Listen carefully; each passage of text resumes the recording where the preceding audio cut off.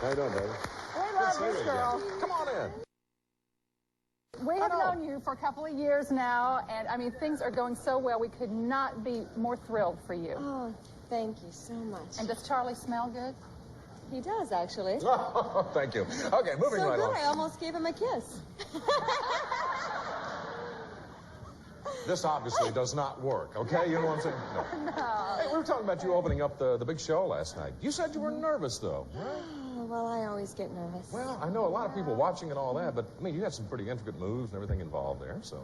You never get used to it. You always, I think, get a little case of the nerves. And I think I was so excited as well. I wasn't sure whether it was excitement nerves. They were just butterflies. Well, do you have little superstitions that you always try to take care of before going on stage? I mean, anything you always do last second before you go on? No, I never like to get into those kinds of routines because then, for some reason, you didn't get a chance to do it or whatever. Then you get thrown off. So, no, I try not to get into any pattern. Good point. Now, how does an artist get this position of opening the CMA Awards? That's a very, very big role. I don't know. I was, of course, really honored to be able to open the show. It was kind of my prize for the night. I mean, I realize that it's, you know, the key and the coolest spot to have, and I can't believe it. I just got to thank Walter Miller for letting me do it. So. Yeah, well, you made a good impression. You got things off to a good start. And I tell you, just a few weeks back, you had 7 nominations at the Canadian Country Music Association Awards. You won 5 of them. They call that a sweep up there. Well, I actually won all that I could win there because I was nominated twice, 2 songs in 2 of the categories.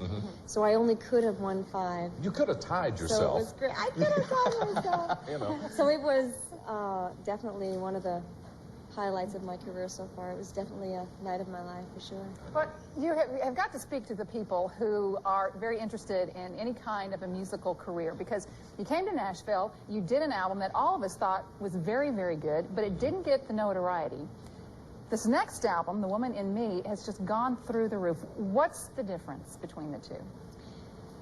I mean, the biggest difference, personally, I mean, I don't know from a professional point of view or a technical point of view what the differences would be. I think, personally, the biggest difference is that they're original songs. Did you write most of them with your husband? Yes. The whole album is just him and I as writers. And these were songs that I was actually started writing during the making of my first album.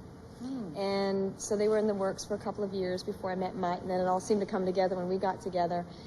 So I think that makes the biggest difference for me, because I'm delivering my own thoughts, my own emotions, my own attitudes. That's important. It really is. Which comes across in Any Man of Mine and songs like that. But so that makes a big difference for me.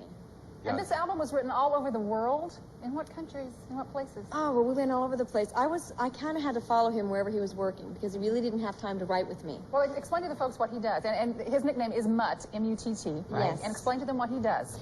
He's a producer, and he's produced many... Michael Bolton? Yes, Michael Bolton, Bryan Adams, Def Leppard, The Cars, Foreigner, a lot of very successful acts, and has, you know, obviously has millions of albums under his belt. But is a big, big fan of country music. So we met at Fanfare in 1993, backstage, and he just wanted to know if I was a songwriter. He really liked my voice, and we just got together. We started writing over the phone, actually, sending ideas back and forth over the phone, and realized that it was, at some point, we had to get together and write in person. So two similar careers. So far, it's worked out fine, right? It's great. Well, you talked about traveling all over the place, not only to be with Mutt, but, you know, to write the songs and think about them and all, but to shoot videos. And we have some footage here of The Woman in Me. You went to Egypt, right? Yes, and Cairo. How hot was it when you were there doing the video? 115. It was 115 degrees, and it was so humid. It's not usually humid. It's usually very dry, but it was very, very humid, very, very hot. How did you stay healthy in that kind of weather?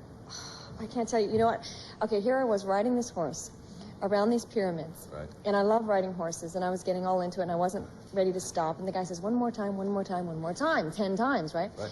So I get off the horse, we go back into the bus, time to cool off for a bit, and I was pitch red. I was so red. And the makeup girl says, oh my God, she's burnt, that's it. The video's over, you know, she's burnt, she's sunburned, she's gonna start peeling and everything. I said, no, I'm not burnt. It's from the heat. I'm boiling up from the inside out. And after a couple of hours, I cooled off and I came back to normal, but I was so red from the heat. Wow. Well, we have a little clip here. Let's show the folks what you were talking about in Cairo, The Woman in Me. Watch. Shania Twain. Well, I saw no perspiration. I'm going to ask you this. I've never been to Egypt. Is Cairo a romantic place?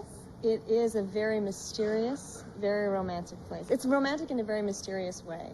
I really felt like I was on a movie set. I really did. And I guess maybe it's because every time, I mean, it was always on television, nothing that I ever thought a place I would ever go in person. So. That's a very picturesque video. Hey, another thing about your career I think is very interesting. You have decided not to tour yet, right? You're not touring at all. And the reason, That shocks tell me. them why.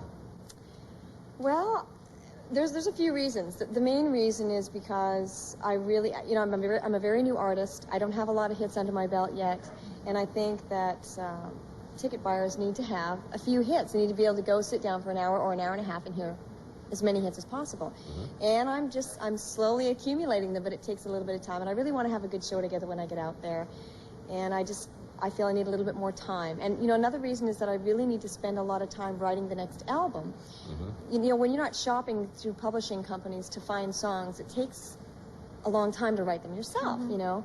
I'm really setting a lot of time aside for that. I want to make sure I've got a great follow-up album. I want it to be better, even better than this one. And hopefully by then I'll be ready for the tour, you know, and I'm anxious, I'm biting at the bit. Every time I go out and do any kind of performance at all, I'm like, oh boy, it's just a taste, I can't wait to get out there.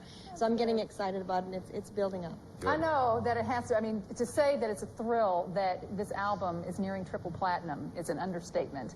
But is it also just a little bit unnerving to be that successful so early in your career? Well, you know what, all the success has really happened very quickly. The career hasn't happened quickly. I mean, I've been doing this for so long. I've been singing on, you know, in bars since I was 8 years old. But the success part of it has really only happened all in 1 year. So yes, it is overwhelming. And the scariest part is, you know, trying to make an even better album next time around. Sure. And that's why it's so important to me to take the time to write the songs. And Well, you have the make it talent. better. Yeah. Oh, no doubt. Thank you. No I doubt. know the music's important, but have you had any movie offers yet? Yeah, you know, I get approached on that level. Yeah. Books, movies, all that kind of stuff. And that's another thing that's, it's not a priority for me. The songwriting is a priority. If I'm going to come out with a great album next time around, I got to have the songs. Everyone knows that the songs are the key. Because, I mean, this tour isn't selling this album. The songs are selling this album. And Exactly. and it's proved to me that, wow, you know, the songs are really the most important part. Nothing you're going to do on stage is going to make, you know, that much of a difference in your record sales. People need to have songs first. So movies and all that kind of stuff is something that I look forward to at some point, but it's not an immediate issue. Yeah, what's the motto here in Nashville? It all begins with a song. It all begins with a song, that's right. Absolutely. Would you just kiss him just quickly, just on the cheek, a little thing. He's been dying for Wait this. a minute. Wait a He's been minute. dying. Prepare for this. It's just, Here. how rude. How rude. Just a little goodbye kiss. Just on the That's all. cheek. Well, none of this? Oh, yeah. Okay. Okay, thanks. We That match looked good. now. All right. Whoa, wait a minute. He's so nervous. You see what I'm Here, saying? here, Lorianne, use that. No dip? How about a dip? A dip. Mm.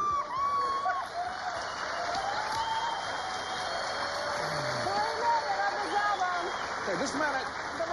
Okay. Okay. What? I'm going home now. Can't top that. I'm sorry. You know, there's nothing else left to God do here. bless you know? you. Much more success to you. We'll see you again soon. We'll Thank take a break. Back in a minute.